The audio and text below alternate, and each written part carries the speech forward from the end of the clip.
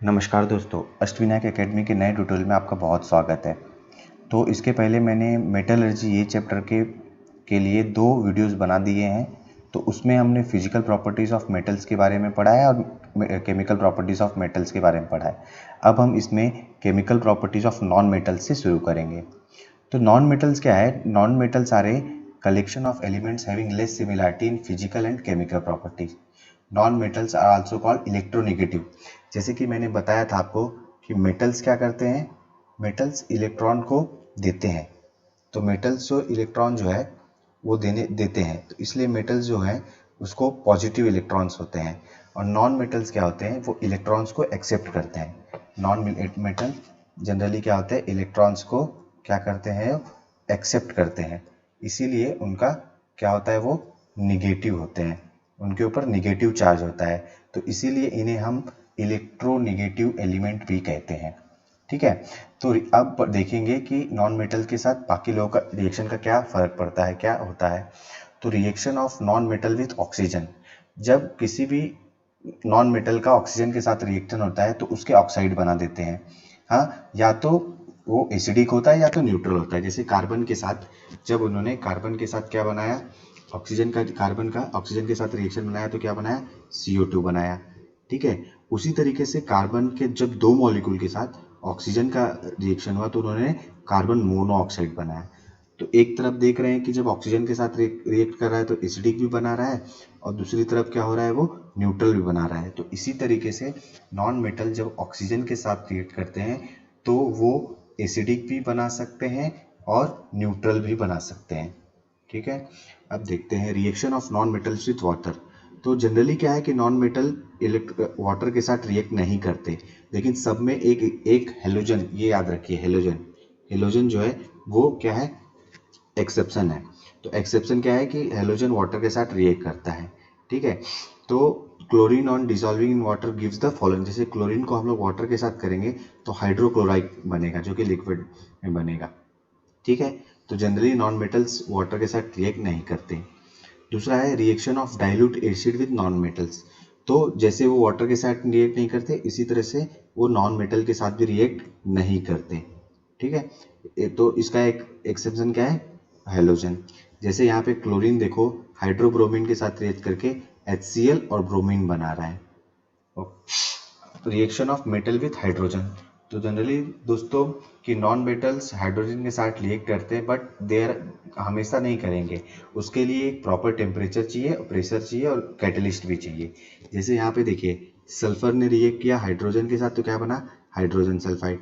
Nitrogen ने react किया hydrogen के साथ, क्या बनाया, तो अमोनिया बनाया। इसी तरीके से नॉन मेटल वाटर और डाइल्यूट एसिड के साथ रिएक्ट नहीं करते, लेकिन वो हाइड्रोजन के साथ सर्टेन प्रेशर एंड टेम्परेचर पे रिएक्ट करते हैं। चलिए आगे देखते हैं। Ionic compound.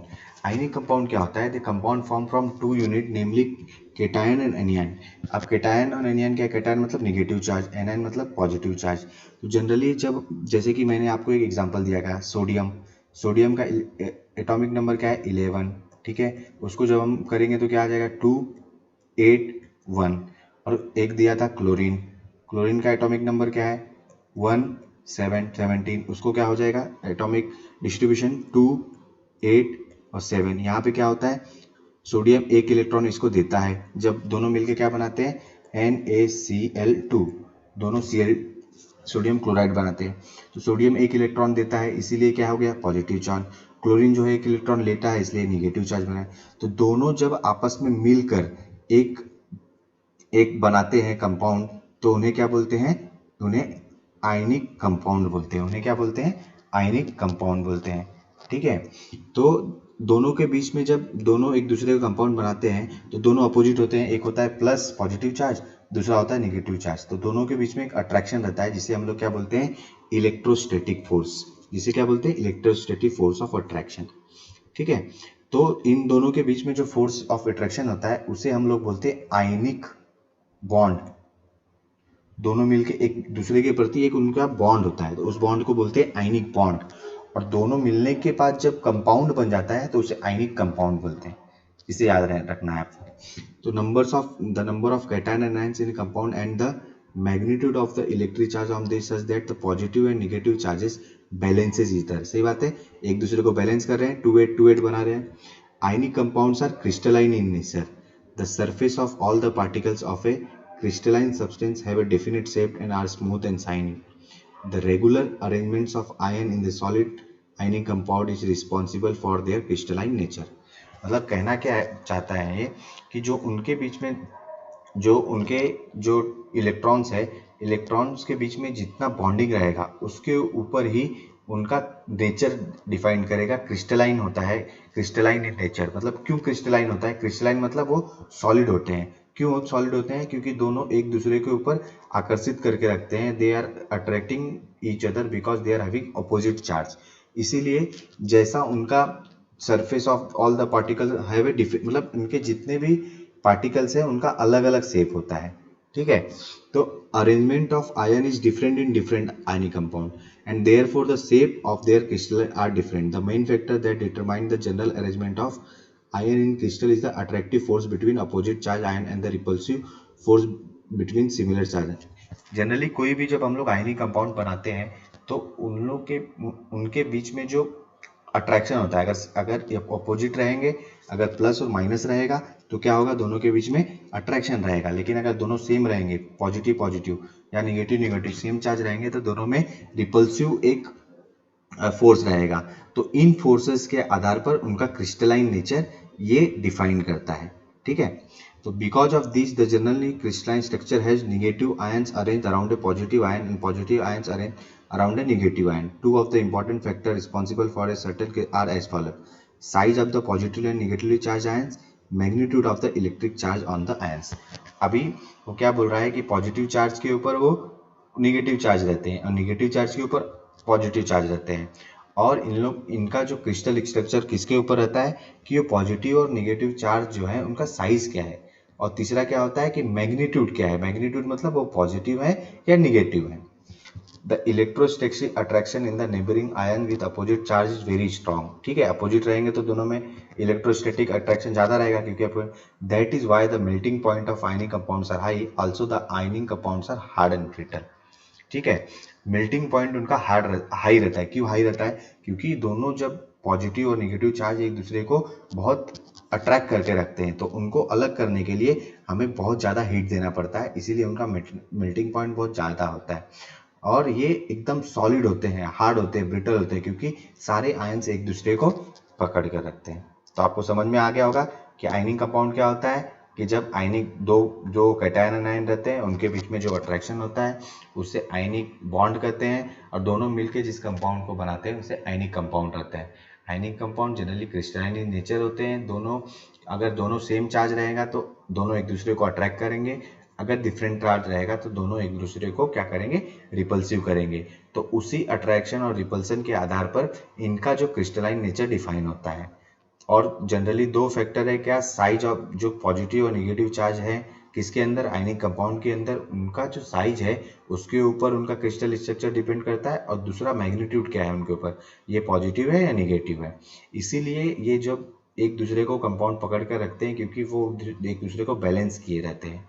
और इन लोग के बीच में जो इलेक्ट्रोस्टैटिक अट्रैक्शन होता है जो अपोजिट बहुत ज़्यादा रहता है, इसीलिए इनका मेल्टिंग पॉइंट बहुत ज़्यादा रहता है।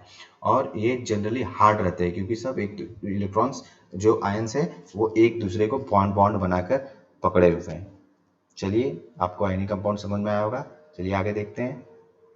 अब हम पढ़ेंगे general properties of ionic compound. अब यहाँ पे देखिए सॉल्ट को हीट कर रहे हैं। एक एग्जांपल लिया है, इसमें क्या एक बीकर में उसने वाटर लिया है, हाँ, इसमें क्या डाला उसने? सॉल्ट डाला और सॉल्ट को पूरा डिजोल्व करके सॉल्ट सोल्यूशन डाल दिया है।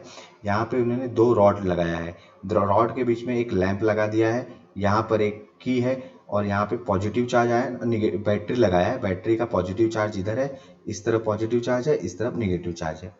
तो अब क्या देखता है वो, जब वो बटन दबाता है तो इसके अंदर से इलेक्ट्रिसिटी पास होती है, इसके अंदर से इलेक्ट्रिसिटी पास होती है। मतलब जब उनका सोडियम, जब सॉल्ट जो है, सॉल्ट के अंदर इलेक्ट्रिसिटी पास नहीं होगी, लेकिन सॉल्ट का जब हम सॉल्यूशन बना देते हैं, जब वो वाटर में डिसॉल्व हो जाता है तो वो गुड कंडक्टर ऑफ इलेक्ट्रिसिटी हो जाता है। तो general properties of ionic compound क्या है जो हम लोग पढ़ चुके हैं पहले। The attractive force between the positively and negatively charge ion is strong, therefore the ionic compound exist in solid state and hard. मैं ये बता चुका हूँ, दोनों के बीच में एक स्ट्रॉन्ग बॉन्ड रहता है, इसीलिए वो हार्ड रहते हैं। The ionic compounds are brittle in nature, can be broken into pieces by applying pressure. Brittle है, एकदम छड़ भंगुर होते हैं। ब्रिटल मतलब जैसे अपना ग्लास हो गया, जैसे वो ब्रिटल होता है, तो ये ब्रिटल होते हैं, लेकिन अप्लाई करने में प्रेशर से वो उनको छोटे छोटे पीसेस में बांटा जा सकता है। तीसरा क्या है, the intermolecular force of attraction is high in ionic compound and large energy is required to overcome it, therefore the melting point है ionic boiling points are high. ये भी हम पढ़ चुके हैं कि उनके बीच में क्या है मेल्टिंग पॉइंट हाई होता है, क्योंकि दोनों के बीच में इंटरमोलिकुलर फोर्सेस बहुत ज़्यादा रहता है। ये जो मैंने एग्जाम्पल बताया, ये देखिए, ये चौथा उसका है, क्या है, ionic compounds are water soluble. This is because the water molecules orient in a particular manner around the ion separated by dissociation process. As a result of this, a new force of attraction is established between the ion and the surrounding water molecules, replacing the original intermolecular attraction. And aqueous solution of ionic compounds are formed. Ionic compounds are, however, insoluble in solvent like kerosene and petrol. This is become unlike water. A new attractive force can be established in this solvent. उसमें क्या बताना चाहता है कि जब हम लोग salt को वाटर में डाल रहे हैं, सॉल्ट को वाटर में डालने के बाद क्या होता है कि जो वाटर मॉलिक्यूल होता है वो क्या होता है, उसके जो छोटे छोटे मॉलिक्यूल होते हैं वो सॉल्ट को, कंपाउंड को अलग अलग में बांट देता है।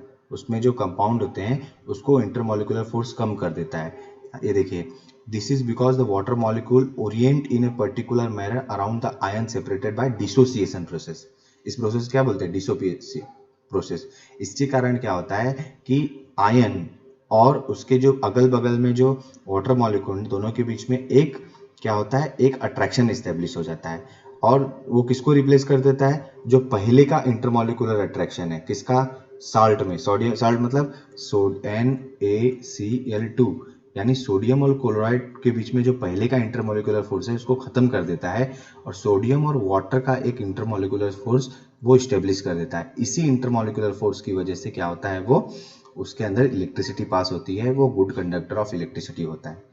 और आयनिक कंपाउंड जो होते हैं वो वाटर में डिसॉल्व होते हैं, लेकिन वो किसी किसी में नहीं डिसॉल्व होते, जैसे कि केरोसिन में, पेट्रोल में नहीं हो पाते, क्योंकि जैसे सॉल्ट ने वाटर के साथ एक क्या बनाया है, अट्रैक्टिव फोर्स बनाया है, इसी तरीके से वो केरोसिन या पेट्रोल के साथ अट्रैक्टिव फोर्स नहीं बना पाते।